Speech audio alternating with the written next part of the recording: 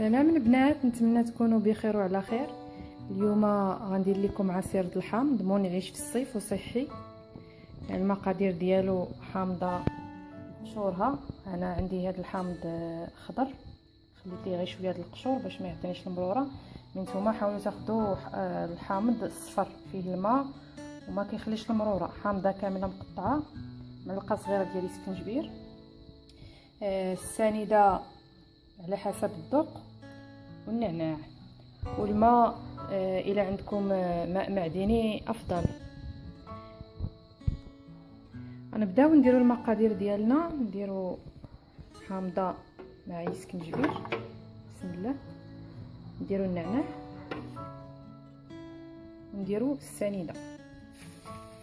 انا ما غنديرش هذا كامل، عزيز عليا العصير ديال الحامض يكون المذاق ديال الحامض باين. غنزيدو لتر ديال الماء ديالنا،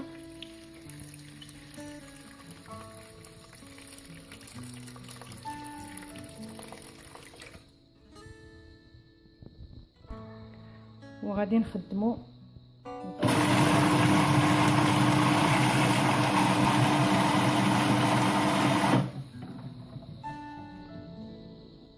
العصير الثاني البنات ديال الدلاح، حتى هو كيجي منعش رائع.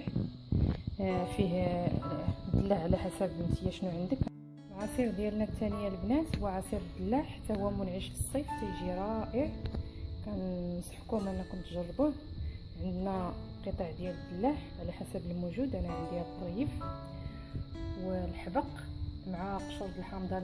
العصير الحامض اللي درنا احتفظنا بهاد القشور هادو باش يعطي النسمه ديال الحامض، تجي فيه شويه د النسمه.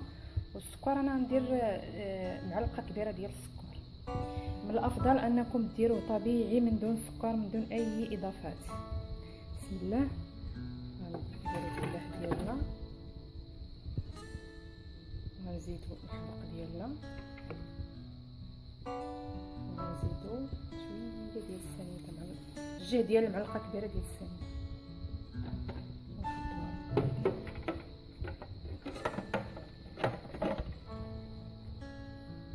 غنخدمو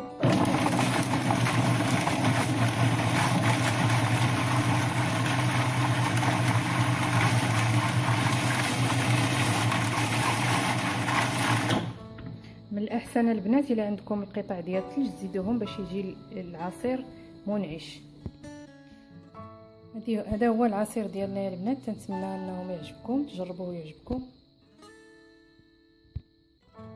هذا هو العصير ديالنا يا البنات. تنتمنى انكم تجربوه ويعجبكم. الى عجبكم الفيديو شاركوه مع الاصدقاء ديالكم وديروا اللايك. تنتمنى تكونوا بخير وعلى خير. السلام عليكم.